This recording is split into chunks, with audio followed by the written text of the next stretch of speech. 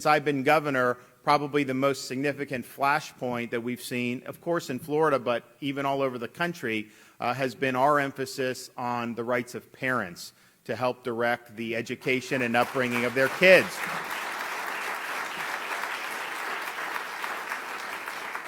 And part of this was COVID, I think, awoke a lot of different parents to what was going on in the schools.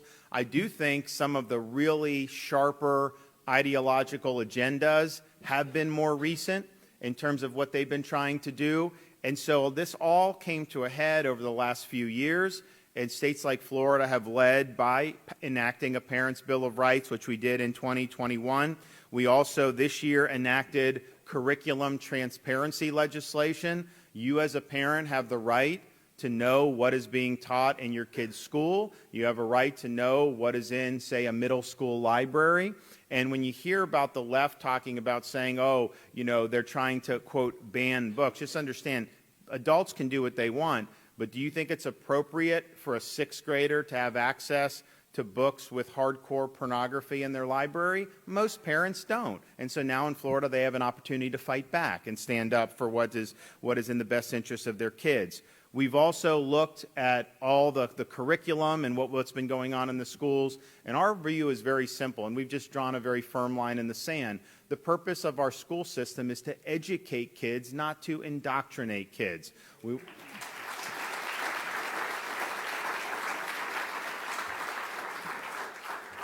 We've done things like ban critical race theory in our K through 12 schools. And what you'll hear from the left and the media is, oh, well, they don't want to teach about slavery or civil rights. Just know in Florida, all of that is required to be taught by statute. That is not what CRT is about. Those are historical facts, and you teach all of American history. But what you do not do is you do not distort American history to try to advance your current ideological agenda.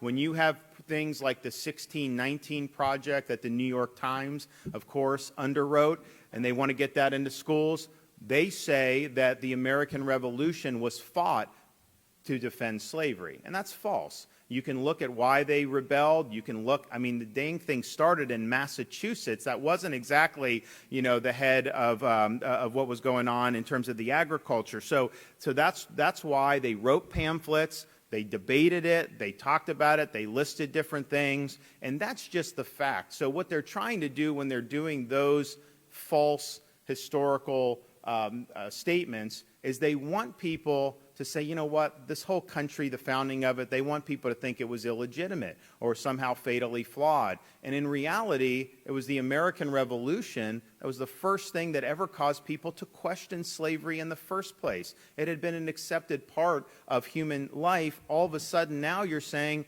our rights don't come from a king or the government. They come from God inherently. Well, how can you justify having this? And so that really is what birthed a lot of the abolition movements. And so we just have to be accurate about that. And the people on the left that believe in things like CRT, they're effectively taking the position on the American founding that Stephen Douglas did when he debated Lincoln.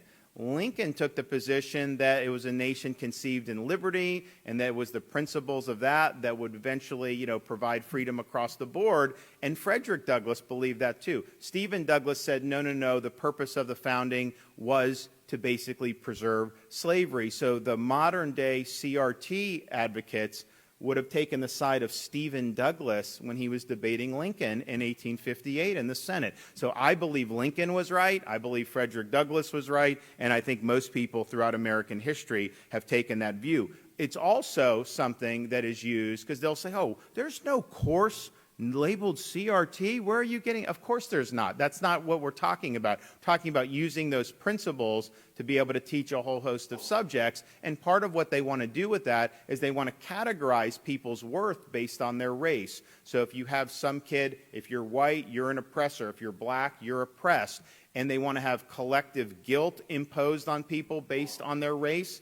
And they want to scapegoat people based on their race. And in Florida, we say that is wrong. We're going to treat people as individuals. We're not going to treat people as parts of different groups. And we're going to make sure people are judged based on their character and achievement and not based on the color of their skin. We're not going to be spending your tax dollars teaching kids to hate our country or to hate each other on the basis of race.